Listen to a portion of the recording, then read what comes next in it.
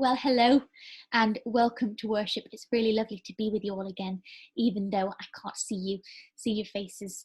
But it's still nice that we can look at the stories in the Bible and what they have to teach us, and look at our value for this term, which hopefully by now you can remember because we've been looking at it for a few weeks now.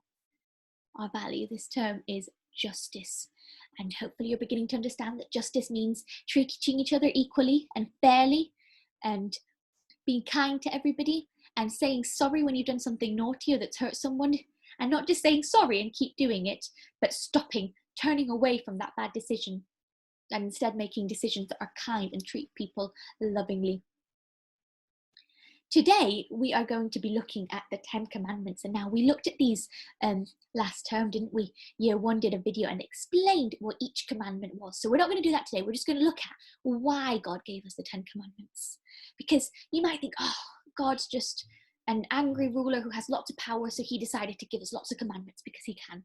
But actually, the reason God gave Christians his 10 Commandments, the reason he put them in the Bible was because he knew that these commandments, these rules, were the best way for us to live. He knew that by following these rules, we would have good relationships with each other and with him. So just remember that as we read this story. So I am going to read the story of the 10 Commandments, and I'm going to read it from the Jesus Storybook. And that's the children's Bible, so it makes things easy to understand, because sometimes the Bible's hard to understand. It's got lots of big words, but this one is a really nice version, and I like to read it as well. It helps me understand sometimes when I don't. So, 10 ways to be perfect. So there they all were, grannies, granddads, babies, uncles, aunts, children, mums and dads. Out there in the middle of the desert, they had blisters from all the walking. They were hungry and thirsty and much, much too hot. We don't like it, they said. It stinks. And so did they. For that matter, because no one had taken a bath in weeks. Now remember, because this is something they'd forgotten, God had done amazing things for his people. He'd hidden them inside a cloud. He'd moved the sea. He'd set them free. But God's people still weren't happy. They didn't care about being free. Wasn't it better when they were slaves? At least they had lots of nice food to eat. God doesn't want us to be happy, they said. It was the same lie that Adam and Eve had heard all those years before. God has brought us out here to kill us. God doesn't love us. But they didn't know God very well, did they? Every day on their journey, God kept on showing his people how well he would look after them if they would trust him and obey him. When they were hungry, God made the sky rain with food, bread coming down from heaven.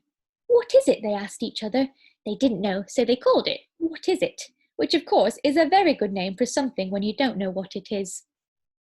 When they were thirsty and started quarrelling, God made water flow from a rock. Moses called that place Quarrelling because that seemed like a good name too.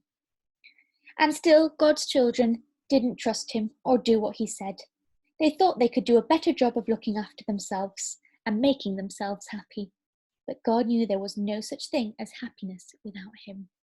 So God led them to a tall mountain. God wanted to talk to his people and show them what he was like.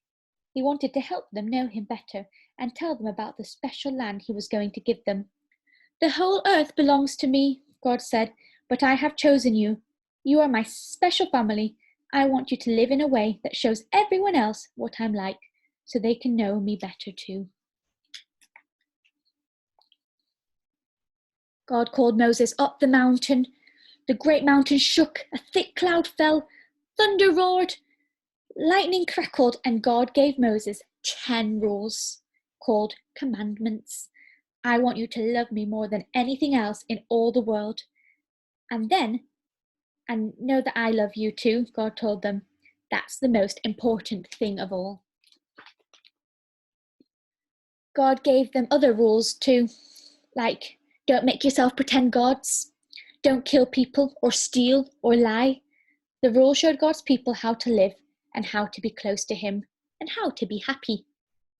They showed how life worked best. God promised to always look after you, Moses said. Will you love him and keep these rules? We can do it. Yes, we promise. So that's the story of the 10 Commandments. And God gave these 10 Commandments because he wanted to teach them how to live better and how to be close to each other and how to be close to God, to him. And in the New Testament, in Matthew, the Gospel of Matthew sums it up. It says to love the Lord your God with all your heart, soul, and mind, and to love others as yourself. So all the 10 Commandments can be summed up into 2 simple commandments: to love God and to love others. I want you to remember that, because that's how we live justly. We live justly by treating others kindly and by loving God and by having good relationships with each other.